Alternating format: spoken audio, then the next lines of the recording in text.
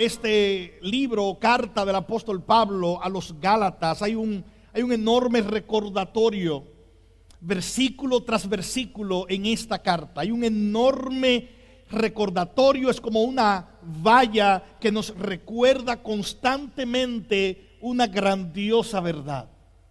Aquellos que están en Cristo han sido hechos libres. Aquellos que están en Cristo son libres por el poder glorioso del Señor. Son libres por el poder glorioso del Señor e instrumentalizada esta libertad por el Espíritu de Dios que ahora mora en todos y cada uno de nosotros. Ese fue el mensaje que Pablo le llevó a estas iglesias en Galacia, y es precisamente el mensaje, hermanos, que los falsos maestros que visitaron Galacia quisieron atacar todo el tiempo. Yo creo que las palabras más descriptivas las encontramos en el capítulo 2, cuando Pablo dice que cuando subió a Jerusalén para hablar de esta libertad en Cristo y del mensaje que él proclamaba, algunos se infiltraban secretamente, dice Gálatas 2:4, para espiar la libertad que tenemos en Cristo Jesús, a fin de someternos a esclavitud. Sin embargo, durante todo el transcurrir de esta serie hemos hecho énfasis vez tras vez en los enemigos externos a esa libertad en Cristo, los falsos maestros. Algunos de ustedes han memorizado un tipo de enunciado que describe 5 palabras con A que accionan o que muestran el accionar de un falso maestro, y eso está bien, porque ciertamente hay falsos maestros que hay que identificar y no debemos ser confundidos. Pero los falsos maestros son eso, son enemigos externos a esa libertad que tenemos en Cristo. Pero hay otros enemigos que nosotros solemos ignorar. Hay otros enemigos a nuestra libertad en Cristo que nosotros solemos pasar por alto. Algunos de estos enemigos espirituales de nuestras almas los ignoramos simplemente porque no sabemos de ellos. Pero hay otros que los ignoramos porque nos golpea fuertemente el corazón saber que estos enemigos espirituales tienen mucho que ver con lo que nosotros somos, decimos y pensamos, y no queremos siquiera tocar eso. Me encanta que el apóstol Pablo lo hace, guiado por el Espíritu de Dios. Él no solo habla de esos enemigos externos como los falsos maestros, él habla de esos enemigos internos que vienen a atacarnos. Los falsos maestros, el diablo es un enemigo externo, el mundo es un enemigo externo. Pero este pasaje aborda ese enemigo interno llamado la carne, que pasamos por alto tantas veces. Me encanta lo práctico que es la palabra de Dios. De hecho, al hablar de la libertad, acabamos de leer un pasaje cuya idea central, cuya idea clara es que el Espíritu Santo le otorga al cristiano la libertad de vivir por amor a Dios y amor a los demás. Lo voy a repetir porque he orado que esto sea, hermanos, la idea que llene nuestros corazones en esta mañana. El Espíritu Santo le otorga a todo cristiano, la libertad de vivir por amor a Dios y por amor a los demás. Eso es lo que se llama libertad cristiana. La libertad cristiana es ese poder que el Espíritu de Dios le da a todo creyente. Te da a ti, hombre, que eres cristiano. Te da a ti, mujer, que eres cristiana. Ese poder para poder vivir por amor a Dios sobre todas las cosas. Y lo necesitamos porque hoy vivimos en un mundo, y todo creyente ha vivido en ese tipo de mundo, donde cada distracción, cada manera en la que el mundo actúa trata de distraernos de ese amor. Le pasó a la iglesia de Éfeso cuando perdieron, dice Apocalipsis, perdieron el primer amor, perdieron su amor por Dios sobre todas las cosas. El Espíritu de Dios le da a todo creyente esa libertad de vivir por ese amor a Dios, que es el primer amor. Es el amor que está sobre todas las cosas, por encima de esposo o esposa, por encima de hijo e hija, por encima del amor que tenemos por nosotros mismos, está el amor a Dios. ¿De dónde sacamos el poder para vivir en ese tipo de libertad? Hermanos, no lo sacamos. El Señor lo otorga, el Espíritu lo otorga. Pero no solo nos da el poder para amar a Dios sobre todas las cosas, nos da poder para amar a los demás creyentes, a las demás personas que fueron hechas a imagen y semejanza de Dios. Eso es tener libertad. Y seamos sinceros, hermanos, en esta mañana, el mundo hoy define libertad de tantas maneras. ¿Qué es libertad? Para muchos libertad es el poder de hacer lo que yo deseo. Pero eso no es libertad, lo hemos visto en otras semanas. Eso es esclavitud a tu deseo. Otros describen libertad como la capacidad de hacer lo que yo quiera. Otros describen libertad como la capacidad de yo pensar lo que yo quiera. Y otros como la capacidad de yo ser lo que yo quiera. Y lo vemos en el mundo hoy. Algunas personas dicen, bueno, esto es como yo nací. En otras palabras, eso es lo que yo soy, aunque no se utilizan esas palabras. Pero hay personas que dicen, pero yo no quiero ser eso. Yo me percibo como otra cosa. Y entonces yo quiero tener la libertad de ser lo que yo digo que yo soy y no lo que Dios dice que yo soy. Y ustedes y yo todos los días vemos esos discursos en los medios o a través de compañeros de trabajo o los vemos, hermanos, donde quiera que nos movemos, porque están allí. Son discursos que llaman libertad a la capacidad de hacer, decir, hacer y ser lo que nosotros queremos ser, no lo que Dios dice que nosotros somos, debemos ser y debemos pensar. Bueno, pues la libertad en Cristo es ese poder dado por el Espíritu para que ahora, amando a Dios y amando a los demás, yo pueda hacer lo que Dios dice que yo soy. Yo pueda hacer lo que Dios dice que yo debo hacer y yo pueda pensar lo que Dios quiere que yo piense. Imagínense lo importante que es esto para la vida cristiana. Es la capacidad, hermanos, de disfrutar una libertad que ya Cristo compró a nuestro favor. Estuve leyendo acerca de la independencia de México durante esta semana. Y una de las informaciones o datos que llamó poderosamente mi atención es que cuando la independencia se luchó y ya el grito de independencia se había lanzado, había varias personas que vivían en las afueras, en montañas, en las regiones rurales, a los cuales les tomó semanas enterarse de que la independencia se había proclamado. Por lo tanto, aunque la independencia se había proclamado, ellos en sus campos, en su zona rural, en las montañas, seguían viviendo como esclavos.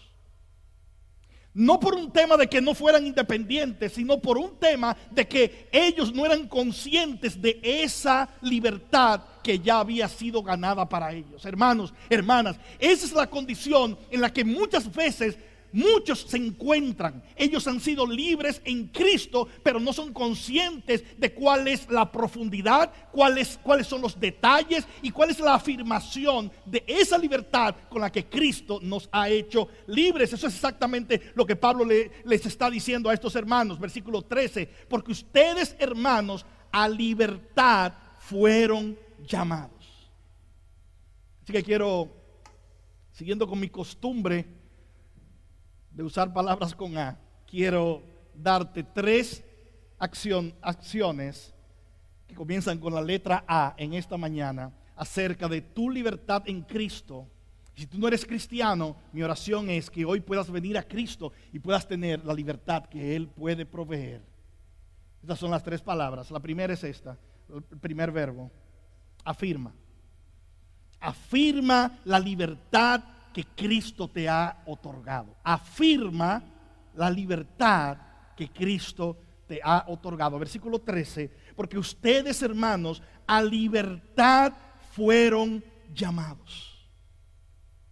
Es increíble, hermanos, para nosotros obviamente si olvidamos lo que es la naturaleza humana, es algo tan difícil de comprender lo que había sucedido en Galacia.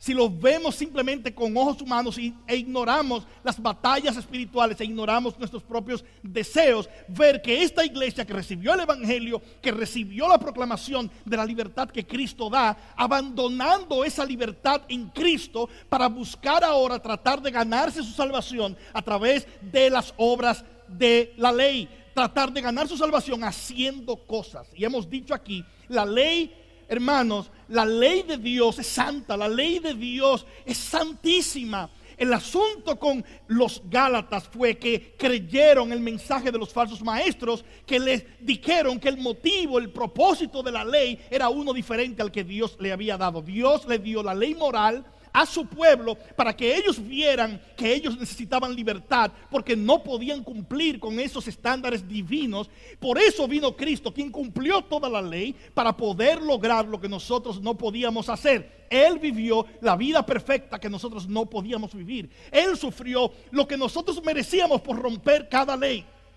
por no amar a Dios sobre todas las cosas, por no honrarlo en todo lo que hacemos, por no tener, por tener ídolos en nuestras vidas, por deshonrar a padre y madre, por romper cada uno de sus mandamientos, por codiciar, por adulterar, por romper, por fornicar, por levantar falsos testimonios, por mentir, por cualquiera de todos estos elementos dados allí como la ley moral de Dios. Cristo vino y cumplió todos y cada uno de ellos para que nosotros ahora pudiésemos gozar de lo que jamás pudimos haber gozado por nuestras fuerzas: libertad para accionar, amando a Dios sobre todas las cosas y amando a los demás. Ese es el poder glorioso del evangelio. Sin Cristo tú nunca vas a ser libre espiritualmente. Puedes caminar en esta vida, pero vas a existir, no vas a vivir. Existir es una cosa y vivir es otra. Estar suelto caminando en la calle es una cosa y ser libre es otra. Ser libre es la capacidad de hacer lo que Dios dice que debemos hacer, pensar lo que Dios dice que debemos pensar y ser lo que Dios dice que debemos ser. Sin Cristo tú no puedes ser ninguna de estas tres cosas. No puedes hacer ninguna de estas tres cosas. Cristo da verdadera libertad por el Espíritu para que nosotros podamos tener eso. Versículo 13, Pablo le dice: hermanos, a libertad ustedes fueron llamados. En otras palabras, Pablo está afirmando esa libertad. Ahí no hay ningún mandato en esas palabras. Hermanos, a libertad fueron llamados. Es simplemente un indicativo, es una afirmación. Estás en Cristo, tienes libertad. Estás en Cristo, fuiste llamado a libertad. Estás en Cristo, Él te ha dado el poder de acuerdo a su libertad. Hermanos, ¿saben lo que es triste muchas veces? Yo me encuentro a muchas personas que aún profesando ser cristianos, ellos viven en una esclavitud en su mente. Ellos no comprenden la libertad con la que Cristo los ha hecho libres. Y ceden a falsas enseñanzas y caen en extremismos. Y he estado hablando con el grupo de hombres acá a quienes entreno. He estado hablando, hermanos, nunca caigas en los extremos de los falsos maestros. Nunca dejes que la centralidad del evangelio se pierda por caer en un aspecto fanático y extremo lejos de Cristo. Nunca añadas nada a Cristo ni les restes nada a Cristo. Hay tantas cosas que buscan, hermanos, hacernos olvidar lo que Cristo ya ha hecho por y para nosotros, hacernos pensar lo que no debemos pensar, hacernos hacer lo que no debemos hacer y hacernos, hermanos, pensar de nosotros que somos lo que Dios dice que nosotros no somos. Si tú estás en Cristo, eso es todo lo que necesitas. ¿Quieres saber si eres un creyente? La pregunta es esta: ¿estás en Cristo? No le añadas a eso. Segunda A, actúa como alguien a quien Cristo ha libertado. Actúa como alguien a quien Cristo ha libertado. Hermanos, hemos hablado de los enemigos externos y hablamos de los enemigos internos. Aquí aparecen inmediatamente. Porque ustedes, hermanos, a libertad fueron llamados. Esa es la afirmación. No permitas que nadie esclavice quién tú eres en Cristo. No permitas que alguien descalifique lo que Cristo ha hecho por ti simplemente porque no le has sumado lo que esta persona dice que tú necesitas sumar para estar en Cristo, para ser justificado por el Señor. Y van a venir muchas falsas enseñanzas tratando de hacer eso. Pero eso es lo que Pablo dice ahora. No basta con afirmar mi libertad en Cristo. Yo le acabo de mencionar. He conocido muchas personas que, como aquellos en el ejemplo de la independencia en México, ellos habían sido libres, pero ellos no lo sabían, por lo tanto no podían afirmar su libertad. Pero he conocido a otros que afirman su libertad siendo esclavos. Afirman que son libres en Cristo. Afirman que le sirven al Señor, pero sus hechos niegan que realmente estén viviendo en libertad o que hayan recibido esa libertad. Y Pablo, me encanta la manera como él lo hace aquí, versículo 13. Fíjense la parte B, léalo conmigo por favor. Dice, solo que no usen la libertad como pretexto para la carne, sino sírvanse por amor los unos a los otros. Yo creo que es muy claro aquí lo que significa usar la libertad como un pretexto para la carne. Cuando tú miras el contraste, dice solo que no usen la libertad como pretexto para la carne. Aquí está el contraste. Si no, como dice su Biblia, si no, cerraron la Biblia. ¿Cómo dice? Si no, sírvanse por amor los unos a los otros. Eso es lo contrario a usar la libertad como pretexto para la carne. ¿Qué es usar la libertad como pretexto para la carne? Es no servir por amor. Es no caminar en amor los unos por los otros, que no es más que un reflejo de entender el amor de Dios por nosotros y de amar a Dios. Cuando tú amas a Dios, esa es tu relación vertical. Tu relación horizontal va a ser totalmente afectada, influenciada por esa relación que tú tienes con Dios. Esa es la razón, hermanos, y esa es la razón, hermanas, por la que cuando una persona tiene una crisis en su relación con el Señor, comienza a afectar su relación con todos los demás.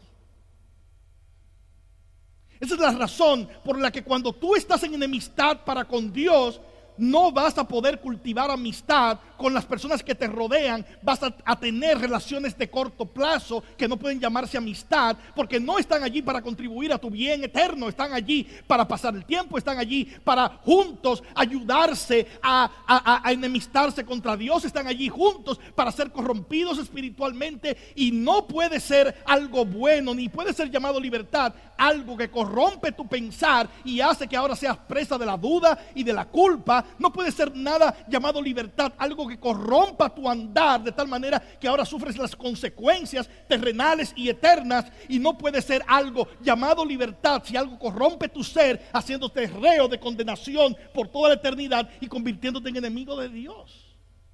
Pablo dice, tengan cuidado de no entender esa libertad con la que Cristo los hizo libres. E introduce, hermanos, subráyelo allí, esa palabra, la carne.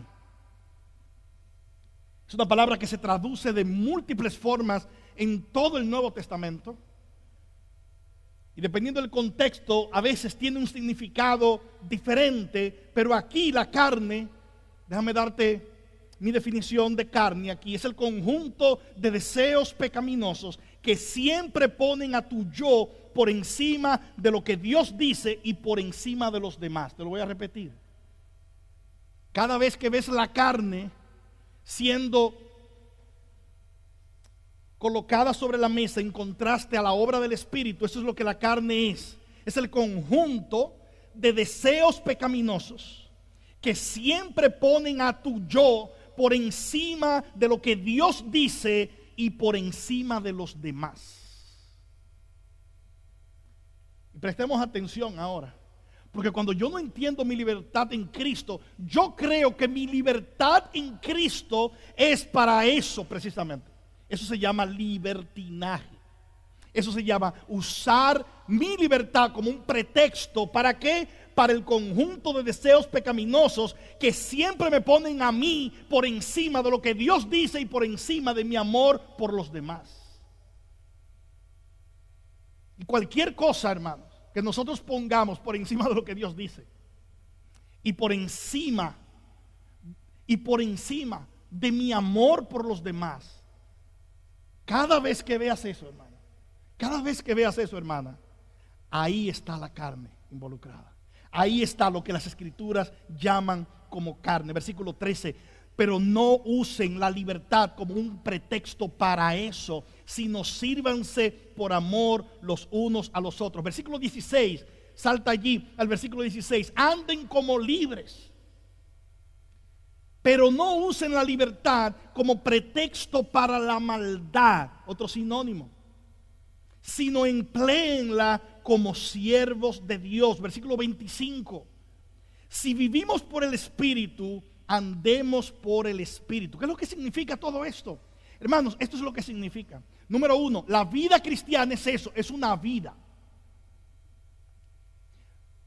No es un decir. La vida cristiana no es una simple proclamación, es una vida. Lo vimos la semana pasada, ¿recuerdan? Es una carrera. El hecho de que tengas el uniforme y estés allí donde dice meta y estés listo, allí estés uniformado, estés en la línea, no significa que estás corriendo la carrera. Y puedes escuchar la señal y todo el mundo salió a correr la carrera y tú estás en la meta y dices: yo soy un corredor, soy un corredor, soy un corredor. A lo mejor eres un fanático que se puso al lado de los que estaban corriendo. No estás corriendo la fe, no oyes la voz del Espíritu cuando te dice corre la carrera de la fe. Estás allí y no importa que tengamos un uniforme, el uniforme no nos convierte en atletas que están corriendo la carrera de la fe. Ciertamente para estar en la carrera yo no hice nada, tú no hiciste nada. Para estar en la carrera de la fe, Cristo lo hizo todo. Él pagó el precio para que pudiésemos estar en la carrera. Pero cuando Cristo paga el precio para que podamos estar en la carrera, hermanos, los que están en Cristo corren la carrera. Y muchas veces el cristianismo ha sufrido por personas que dicen: soy cristiano, pero ellos niegan con sus actos que son creyentes.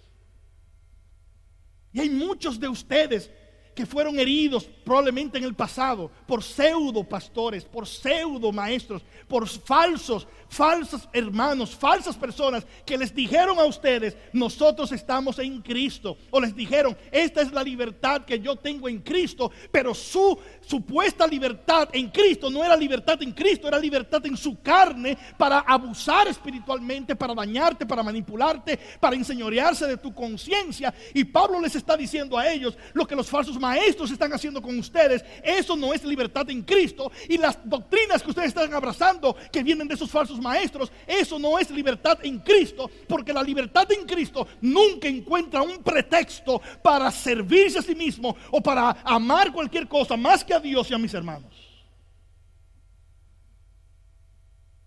Todo momento que mi vida, mis deseos, mis pensamientos y mis acciones están por encima de lo que Dios dice, esa es mi carne, esa no es la libertad en Cristo. Hermano, ¿por qué caminas allí? ¿Por qué visitas esos lugares? ¿Qué haces en esos lugares? No es que yo soy libre en Cristo. Y la libertad que Cristo da es para esclavizarte a aquello de lo que Él te libertó. No, entonces eso es lo contrario de ser libre.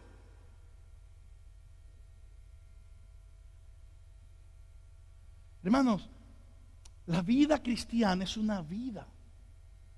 Es una vida cristiana cuando Cristo transforma tu vida. La manera como le hablas a tus compañeros de trabajo es diferente. La manera como ves a tu hermano o a tu hermana es totalmente diferente. Jamás volverás, hermanos, cuando caminas el camino del Espíritu y cuando vives en la libertad del Espíritu, jamás volverás a ver a nadie como inferior a ti. Hermanos, cuando vives en la libertad que el Espíritu produce, jamás tomarás ocasión de esa libertad que Cristo te ha dado para caminar de acuerdo a lo que, contrario a lo que el Señor ha hecho. Jamás harás eso definitivamente y jamás buscarás eso, hermanos, si realmente quieres ejemplificar lo que significa ser libre en Cristo. Y sí, y a veces nosotros podemos distraernos y podemos en algunos momentos tener lapsus espirituales. Todos los hemos tenido. Los Gálatas lo tuvieron en este momento que Pablo les está escribiendo. Pero recuerden, esta es una carta de esperanza. Él les está escribiendo diciéndoles: si esto es lo que está pasando con ustedes, sean conscientes primero de que son libres en Cristo y de que esa libertad es para que ustedes ahora vivan por amor a Dios y amor a los demás. Es para que ustedes ahora, versículo 16, anden como libres. No puede ser libre y actuar como esclavo. Es que me gustan estas cadenas. La libertad es un accionar de aquellos que han sido libres para que ahora por el Espíritu puedan vivir para Dios, puedan vivir para el Señor. Me encanta la manera como Pablo lo describe en este pasaje.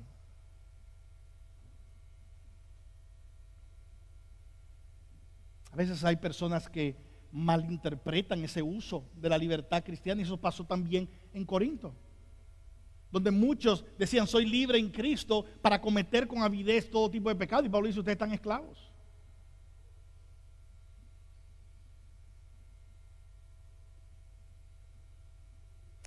Esa es la razón por la que como creyentes podemos amonestarnos unos a otros.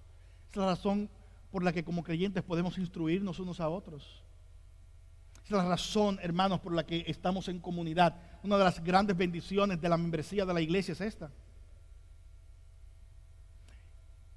Vas a caminar junto a otros creyentes que están comprometidos. Domingo que viene tenemos un domingo de donde renovamos nuestro pacto de membresía. Cada año hacemos eso con una intención. Estamos renovando una vez más el compromiso que tenemos los unos con los otros de vivir y correr juntos esta carrera. Y si en algún momento alguno de nosotros está caminando de una manera o está corriendo otra carrera o se ha salido del carril, hermanos, qué bendición es poder tener la disciplina formativa o la disciplina correctiva para que nos ayuden a caminar. Yo le decía a alguien: yo doy gloria a Dios por ser parte de una iglesia que si me desvío en algún momento no me van a dejar desviar hasta mi condenación, sino que voy a ser amonestado, voy a ser corregido. Eso es lo que es la disciplina bíblica. Y de alguna manera muchas veces somos, hermanos, perdemos los beneficios propios de ser parte de una comunidad porque no queremos rendir cuenta o porque simplemente el enemigo nos cierra, hermanos, los ojos a reconocer los beneficios gloriosos que tenemos de tener la advertencia de la palabra de Dios y de otros hermanos en nuestras vidas, para que nosotros podamos no solo rendir cuenta, sino ser corregidos, ser instruidos, crecer en la verdad gloriosa del Señor. Hemos estado estudiando el tema de la membresía bíblica en un grupo de estudio, y ha sido una enorme bendición, hermanos, porque nos recuerda, número uno, nuestras falencias y nuestras capacidades, hermanos, para ser también restaurados cuando nosotros caemos. Pablo le dice a ellos: anden como libres. Fíjense que el lenguaje aquí es colectivo, siempre es colectivo cuando habla a los creyentes, siempre es colectivo. Porque la vida de fe es una relación individual con Dios que me introduce en una familia para que ahora actuemos como verdaderos creyentes. Versículo 25, se dan cuenta del aspecto colectivo, del aspecto de unidad todo el tiempo. Él inicia hablándoles individualmente: no usen esa libertad, pero en todo, versículo 13, versículo 16, no usen, anden, si vivimos. Esa expresión colectiva de la fe es lo que nosotros resaltamos cuando somos parte de una iglesia, y dentro de algunos momentos nosotros vamos a participar de la mesa del Señor, que representa el ser parte de un cuerpo. Actúen como alguien a quien Cristo ha libertado. Tercero, esta es la tercera acción. Abraza el paradigma del Espíritu conforme a su llamado. Abraza el paradigma del Espíritu conforme a su llamado. ¿Qué es un paradigma? Un paradigma es un ejemplo, es un patrón que regula nuestro entendimiento y accionar. Eso es lo que es un paradigma. Eso es lo que está diciendo la palabra de Dios aquí. Cuando el Señor te liberta, no solo actúas ahora de acuerdo a esa libertad. Alguien dice, ¿cómo yo puedo actuar en esa libertad? No tengo las fuerzas, no siento que tenga el poder para caminar en esa libertad. Esto es lo que, hermanos, esto es lo que debemos recordar. Este es el llamado. Abraza el paradigma del Espíritu conforme a su llamado. En otras palabras, nunca vas a poder caminar en la libertad que tienes en Cristo en toda su plenitud, a menos que cambies la manera en la que tú abordas la vida cristiana y la manera en que tú piensas aún o pensabas antes de ser cristiano. Ese es todo el ideal, hermanos, de 1 de Juan capítulo 2 versículo 15 hasta el 17. Eso es lo que el mundo está tratando de hacer. El mundo tiene un paradigma de cómo acciona, de cómo toma decisiones, de cómo aborda las diferentes situaciones. ¿Cuál es el punto, hermanos? La mayoría de los que estamos aquí probablemente viniste a los pies del Señor Jesucristo, viniste a los pies de Cristo con cierta edad, probablemente tenías 20, tenías 30, tenías 40, tenías 50. ¿Qué es lo que sucede? Durante todos esos años sin conocer a Cristo hay un paradigma que estaba funcionando en tu vida. Tú no lo sabías, no te enteraste. Ese paradigma es el mundo. El mundo es un sistema filosófico que nos dice cómo tomamos decisiones, cómo pensamos, cómo debemos hacer, cómo debemos abordar las cosas. Y a veces recibimos muchas de estas enseñanzas del mundo a través de nuestras familias, disfrazadas de tradiciones familiares. Y muchas veces esas tradiciones familiares son tradiciones porque por años nuestros antepasados en nuestro árbol genealógico ellos hicieron las cosas de esta manera y de esta manera y de esta manera y de esta manera. Pero a veces, hermanos, esa manera es buena y es positiva, pero otras veces esa manera a través de la cual por años nuestros ancestros y nuestras familias han hecho las cosas son contrarias a lo que Dios dice. Es un paradigma incorrecto, es un paradigma que afrenta a Dios. Y cuando tú eres creyente, ahora comienzas a evaluar y dices, oh, pero yo fui criado de esta manera, pero esto es contrario a lo que Dios dice. Yo fui criado de tal manera, pero eso es contrario a lo que Dios dice. Yo fui criado alguien puede decir, en un hogar donde todos éramos nosotros, yo, y nosotros como familia, nosotros somos lo único que importa. Y ahora yo voy a la palabra de Dios y me dice, espérate, hay una relación con Dios que está por encima de aún de mi relación familiar. Hay una relación con Dios que supera eso. De hecho, hay una familia de la fe que el Señor me ha dado, que ha sido moldeada de acuerdo a esos valores que el Señor describe. Y hermanos, y el punto aquí no es que ahora voy a rechazar a todos los demás, es que ahora, de acuerdo a este nuevo paradigma, el paradigma del Espíritu, voy a relacionarme y voy a proclamar el Evangelio de manera que aún mi familia, mis compañeros y las vidas que me rodean puedan escuchar cuál es el paradigma del Espíritu, cuál es el accionar del Espíritu, cuál es el patrón del Espíritu, cuál es el ejemplo que el Espíritu da para nosotros relacionarnos. Y esto es cierto en matrimonios, es cierto.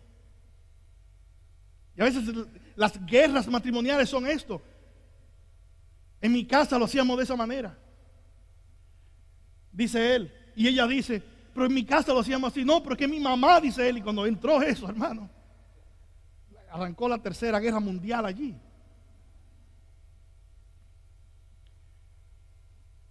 Pero cuando el Espíritu entra, esto es lo que hace. En tu casa lo hacían de esa manera, yo respeto eso. En mi casa lo hacíamos de una manera diferente. Pero este matrimonio tiene un paradigma que está por encima de cómo lo hacían en mi casa, como lo hacían en tu casa. El paradigma es el paradigma del Espíritu, instrumentado por el poder de la palabra de Dios en nuestro matrimonio. ¿Cómo vamos a hacer las cosas en esta familia? ¿Cómo vamos a hacer las cosas en esta casa? Como Dios dice, como dice el Señor. Y eso es lo que Pablo está diciendo, versículo 14, porque toda la ley en una palabra se cumple, en el precepto, amarás a tu prójimo como a ti mismo. Versículo 15, pero si ustedes se muerden y se devoran unos a otros, tengan cuidado, no sea que se consuman unos a otros. Y alguien dice, Pablo, ¿por qué estás dando este salto a las relaciones aquí?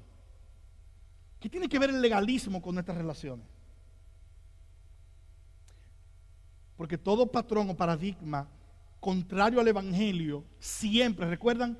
Todo patrón o paradigma contrario al Evangelio afecta mi relación con Dios, afecta mi visión acerca de quién Dios es, afecta la manera como yo me acerco a Dios y por lo tanto no es inerte con respecto a mis relaciones horizontales. El legalismo, por ejemplo, hace ver a Dios como un juez distante que no me ama, sino que está más interesado en lo que yo hago por Él para luego darme una buena calificación. ¿Cómo comienzo yo a evaluar a los demás si esa es mi visión de Dios? ¿Cumpliste conmigo? Te amo. Me fallaste. Tienes una F. Te quemaste. Jamás. Cruz y raya, decían en República Dominicana. Eso es como Dios te trata a ti. Eso es como Dios me trata a mí. Es así. ¿Cuántas veces tú le has fallado a Dios? ¿Cómo cuántas veces? Vamos a ver. Los expertos en matemáticas. ¿Cuántas veces tú le has fallado a Dios? Muchas. Millones, dicen por allá. Yo no sé contar hasta tanto. Hermanos, le hemos fallado al Señor una y mil veces, una y mil veces, una y mil veces, una y mil veces. Y Dios todos los días nos muestra su gracia y sus misericordias son nuevas cada mañana. El Evangelio transforma mi visión de las relaciones porque afecta mi relación con Dios, afecta la manera como yo veo a Dios. Si Dios es un Padre bondadoso y amoroso, entonces ¿quién soy yo, que no soy el creador del universo como Él es? ¿Quién soy yo para negar el perdón a aquellos que me han hecho mal y están pidiendo perdón? ¿Quién soy yo para tomar este tipo de posturas si Dios no toma esas posturas conmigo? Yo soy más grande que Dios.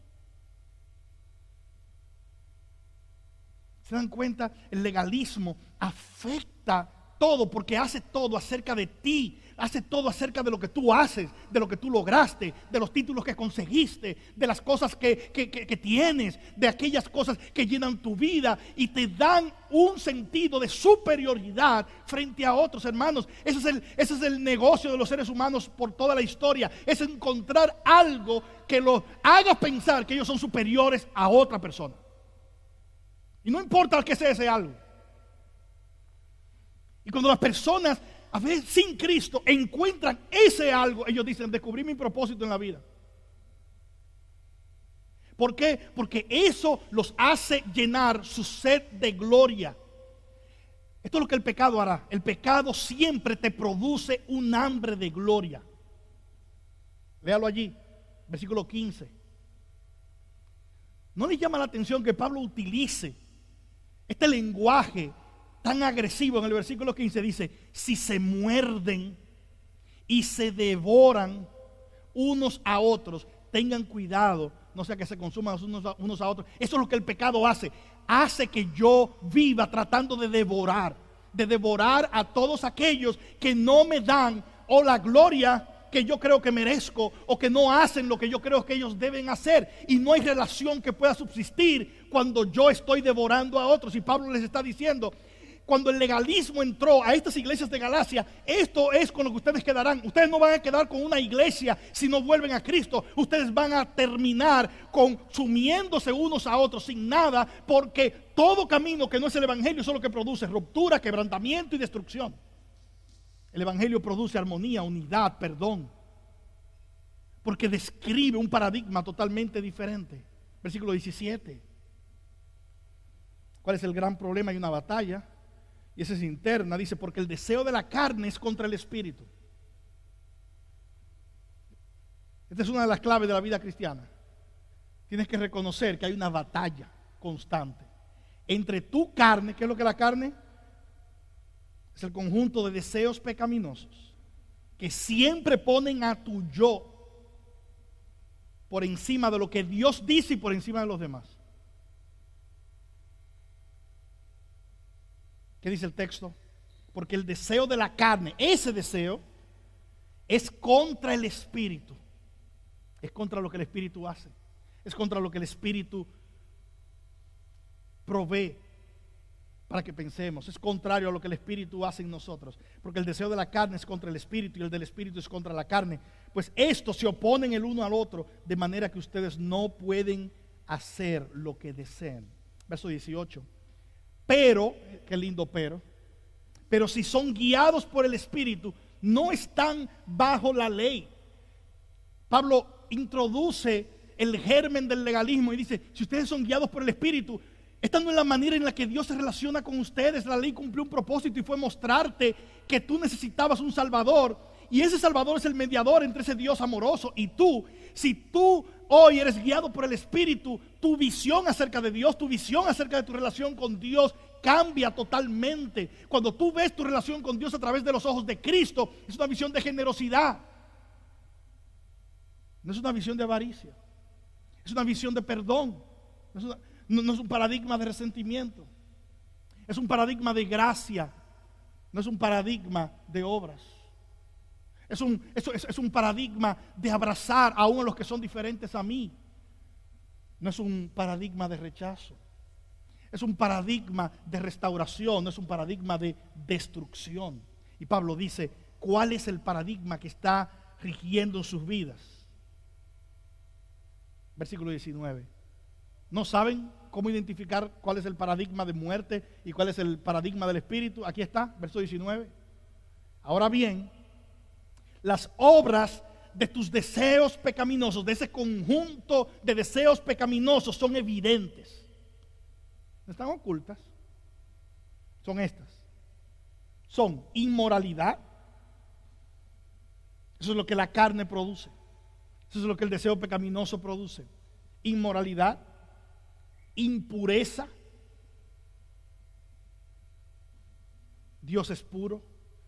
Es llenar tu mente de toda impureza. Es llenar tus ojos de toda impureza. Es hacerte ver lo que sabes que no debes ver. Es poner tu mirada en dirección donde sabes que no debes poner esa mirada. Es codiciar lo que no debes codiciar.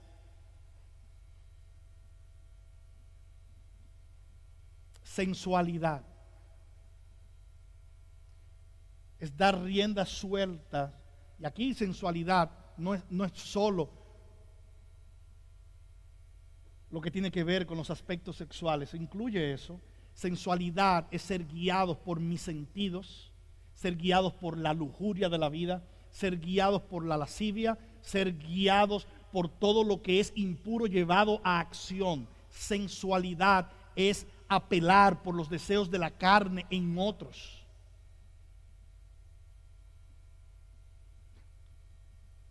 No puedes decir que estás viviendo de acuerdo a la libertad que Cristo te ha dado si tus posts son enseñando tu desnudez en las redes sociales. Sensualidad no es una obra del Espíritu, es una obra de la carne. Pero tampoco puedes decir que es una obra del Espíritu en tu vida si tus ojos corren tras la sensualidad.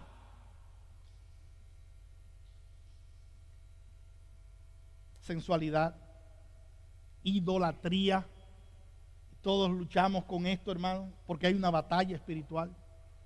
Hechicería, que literalmente aquí significaba tomar algunos brebajes y pócimas con la idea de que tenían poder mágico. Era como sucedía en el primer siglo. Enemistades, pleitos, celos, enojos, rivalidades. Y algunos dicen, tú estás describiendo mi trabajo, así somos allá. Oh, pues es el reino de los deseos de la carne. Disensiones, discusión tras discusión. Hermanos, si nuestra vida es estar discutiendo y es estar continuamente sensibles, si nuestra vida es competencia, rivalidad aquí es la capacidad de nunca gozarse por lo bueno que le ocurre a otros ni por los dones que el Señor le ha dado a otros, porque siempre queremos estar en primer lugar. Envidia es la es el antivalor y es el fruto de la carne, es la obra de la carne que nos hace no querer lo que otro tiene, sino no desear que él lo tenga, aunque yo no lo tenga tampoco. Eso es envidia. Y esa es la obra de la carne. Herejías. Hemos hablado mucho de las herejías. Afectar todo lo que tiene que ver con las doctrinas, envidias, borracheras. No tengo que explicar nada de eso, ¿verdad? Borracheras. Es profunda esa palabra, pastor.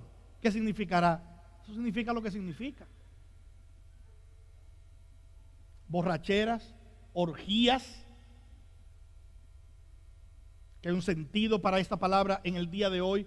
Literalmente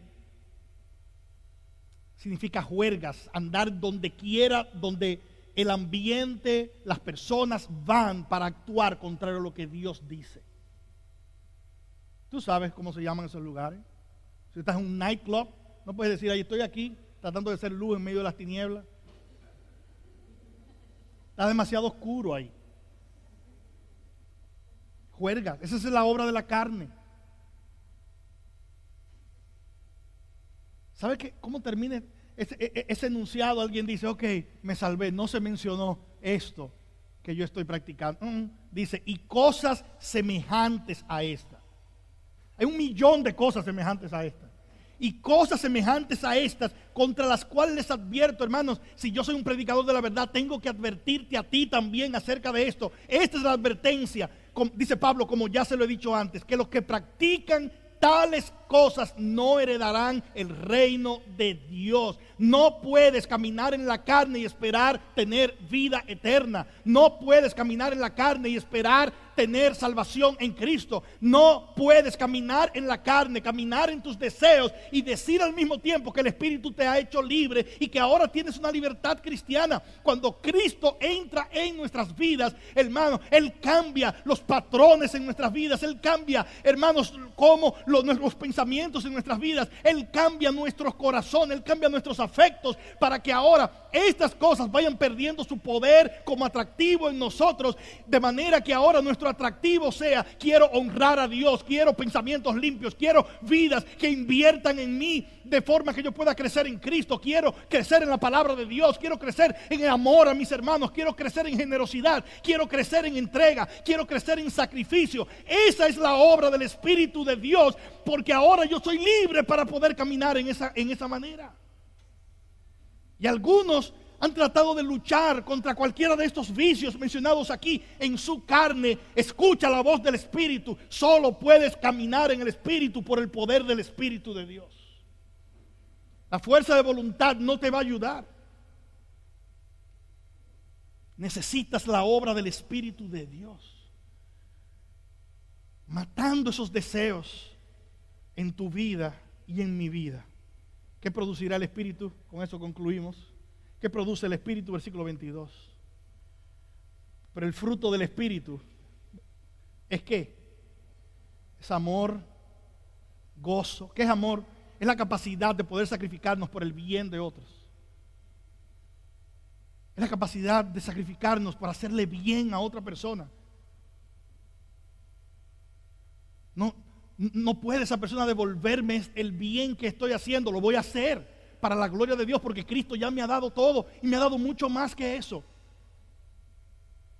Escuché anoche a alguien decir, fue hermoso, y él decía, ¿qué tienes? Los recursos que tienes, las posiciones que tienes, el conocimiento que tienes, esa no es la bendición que nuestras almas anhelan.